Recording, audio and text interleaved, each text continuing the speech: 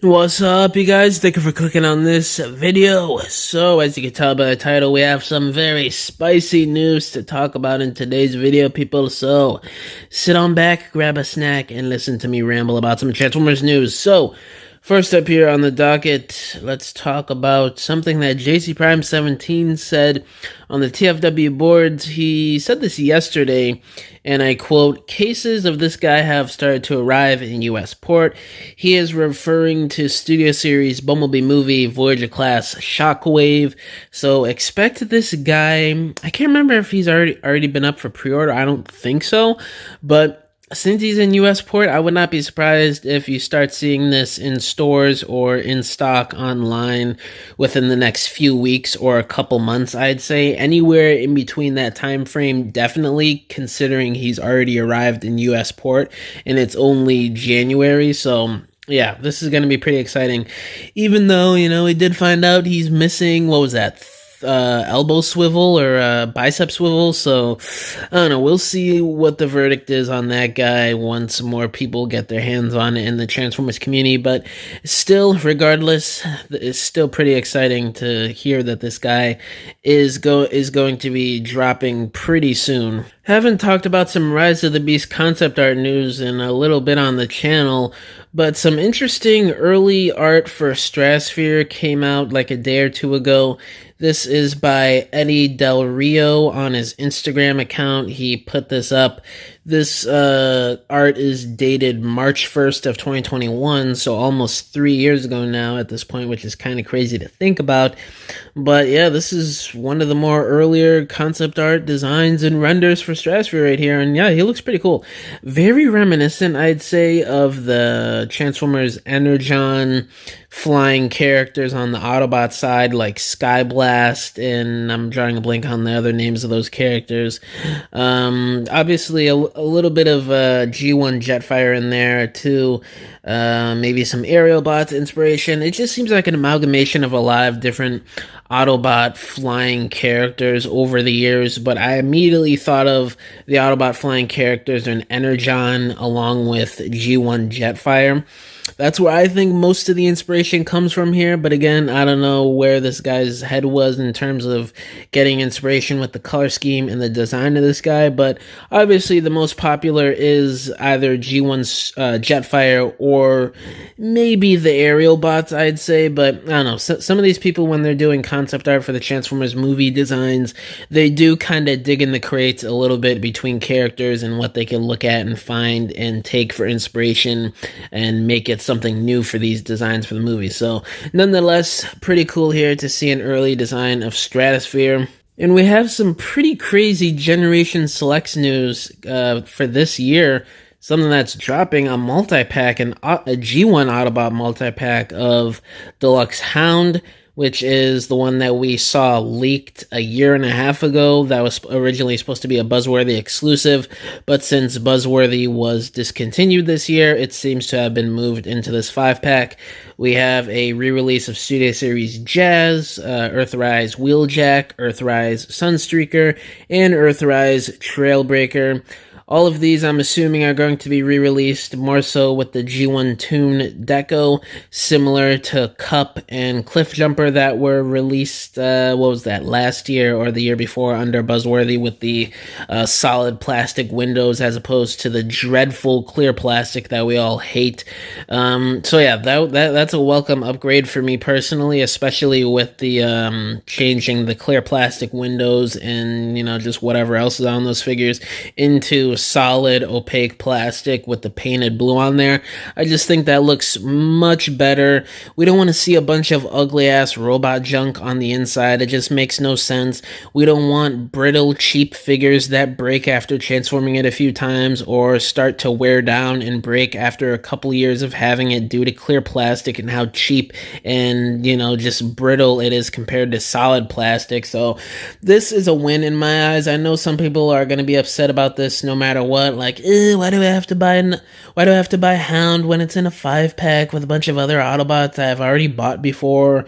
This thing's gonna be like $100. I don't know. Maybe this Selects pack is going to be priced at how much the value packs, like the 4 or 5 packs that Buzzworthy did. Maybe it's gonna be like $80-$90 around that range, as opposed to $125.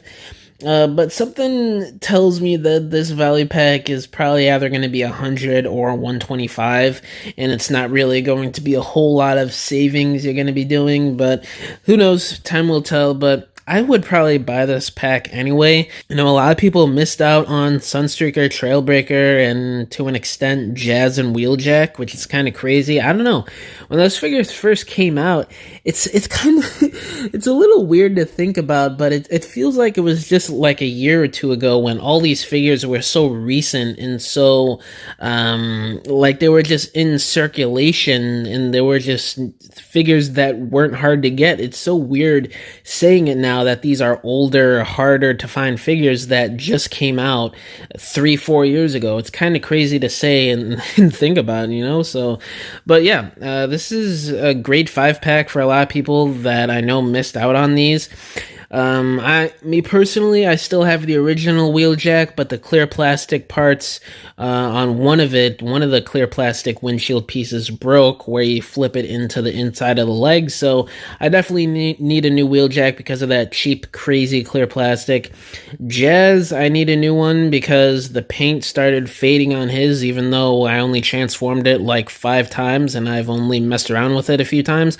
So yeah, that's pretty insane. Sunstreaker, I sold like 2 years ago, so because I don't really like that figure and I already have the Universe Deluxe, so I don't know how excited I am to be getting that again if I really do get this 5-pack. And I never got Trailbreaker, even though I had plenty of chances to do so when he first came out because I was collecting and I had money to get him back then, but I just didn't because I just don't like how the deluxe class figure turned out. But, you know, considering this 5-pack is out now and there's not going to be the clear plastic more than likely, and they're going to be doing it in more bright, colorful, accurate G1 colors from the cartoon, I would be more inclined to get this 5-pack, especially to get another Jazz. Y'all know me, Jazz is probably my favorite Transformers character of all time. And of course, to get that new Hound, which looks to be leaps and bounds better than the Siege release, and maybe even better than that old Universe figure that is still pretty great in my eyes. And JT Prime shed some more light after he posted what the listing for this 5-pack was. He stated the reason as to why Hound's not a single release as a Target exclusive anymore. He says here, and I quote, "Target backed out due to poor sales of the first deluxe wave. It is what it is." So, a little bit to unpack here. I don't know what he's exactly referring to as the first deluxe wave, because I think there were a few deluxe waves for Buzzworthy over the past couple years before it was canceled. We did have Cup, Cliffjumper, Pterosaur, Silver Streak, Bumblebee. There's a few other ones I'm forgetting, but there were quite a few deluxes released under Buzzworthy, whether they were new or repaints. And yeah, a lot of those figures did sit for a while. They did have to go on deep clearance, especially that Silver Streak. You could probably still find that figure at either Ross, Ollie's, or TJ Maxx, Home Goods, wherever you could find that figure. Pterosaur, he really didn't sell too well. You could still get him for basically retail anywhere, or maybe even cheaper than retail if you know where to look. The only ones that really kind of went crazy on the aftermarket right now are, I think, the Earthrise re-release of Cliffjumper. Cup you could still really easily find, and you could basically get him for deep discount. Saucer Bumblebee, even though he's a new mold that you can't get anywhere else except for a Target exclusive, he really isn't rare at all. You could still find him for retail online everywhere, basically. Jazz, he's in the same boat as Bumblebee, I'd say. You could still pretty much get him for retail, even though you can't find him at Target on the website or in stores anymore. So, yeah, I could definitely see why Target wanted to back out. carrying Hound and to an extent Hatchet, because it seemed like they were going to be in that same wave of new buzzworthy deluxes. I could definitely see why Target backed out and they wanted to cancel Buzzworthy due to poor sales. It makes total sense to what happened the past couple years with the deluxes being on deep clearance every time, basically. Now, to end this video, some movie news for Transformers 1. Silver Optimus shared some insight. I guess somebody was talking about expecting a teaser between January and February. And Silver Optimus, for those of you that don't know, he is a well-known movie info insider and leaker the past numerous years now, since I believe around Age of Extinction. So he's very credible and he knows what he's talking about. And he replied to this person and he said, "That's the plan. It could change, but expect late Jan/early February as of now." So, this is pretty much what we were all expecting. I don't know. Me personally, I thought we wouldn't get a trailer until like March or April, considering this thing is all the way in like late September, I think. And usually when a movie comes out in June for Transformers, we first get a trailer around December or maybe even as late as the Super Bowl in some instances. So they're pretty much still right on track if the movie was coming out in June or early July. So very interesting. I thought they were going to have to, push it back a couple extra months because of, the release date not being the usual June or July. But hey, I'm not complaining. If we get a new teaser trailer within the next few weeks, I would be totally up for that. Obviously, I'd do a reaction video, a breakdown for y'all, as always, like I did last year with Rise of the Beast. Yeah, I'm pretty excited for this teaser trailer, what they're going to show for the story, the characters, how the animation's going to look. We know that ILM is going to be doing it, so hopefully it looks absolutely gorgeous and super smooth and I don't know, I don't want to say realistic because it's animation, but you know how that style is with some of the newer animations the past like 10-20 years where they kind of go for that gritty realistic look. I kind of hope they go with that, but I don't know, we'll see what kind of animation style they go with Transformers 1. A lot to be excited for with this trailer. And yeah, that's pretty much all I gotta say in this video. Let me know down in the comments below, what do y'all think is going to be in this Transformers 1 trailer? Are you guys getting that Autobot 5-pack? All my social medias are linked down below: Instagram, TikTok, Twitter, Facebook, all that good stuff. My email is also down below if y'all want to hit me up about business inquiries, if you want to message me about whatever, or if you want to commission a diorama from me, because I make dioramas for people for their stop motions, photography, or just regular display shelves in their homes. You can either hit me up on any of my social medias or just email me and we can work out a deal. But yeah, guys, thank you for watching this video. I'll catch y'all in the next one. Bye!